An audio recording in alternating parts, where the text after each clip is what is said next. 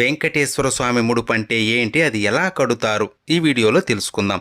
పిలిస్తే పలికే కలియుగ దైవం, కోట్లాది భక్తులకు ఇలవేల్పు, ఆపద మృక్కులవాడు, అనాథ రక్షకుడు, కొలిచిన వారికి కొంగు బంగారమైన ఆ శ్రీనివాసుడే కష్టాన్ని కడతేర్చే దైవం అని భావించి స్వామివారికి తమ కోరికలు చెప్పుకొని ముడుపు కడతారు. స్వామివారికి ముడుపు శనివారం ఉదయం దీపారాధన చేసి ముందుగా వినాయకుడికి మీ కోరిక చెప్పి స్వామికి ముడుపు కడుతున్నాను, సంకల్పం నెరవేరాలి అని కోరుకొని ఒక తెల్లని బట్టకి పసుపు తడిపి ఆరబెట్టి బట్టకి 4 వైపులా కుంకుమ పెట్టి అందులో 11 రూపాయలు లేదా స్థాయిని బట్టి కొంత డబ్బును స్వామిని స్మరించుకుంటూ పెట్టి మీరు ఎందుకు ముడుపు కడుతున్నారో మనస్ఫూర్తిగా భక్తిగా స్వామికి చెప్పుకొని డబ్బు పెట్టిన పసుపు బట్టకి 3 ముడులు వేసి స్వామి ఫోటో లేదా ప్రతి ముందు పెట్టాలి.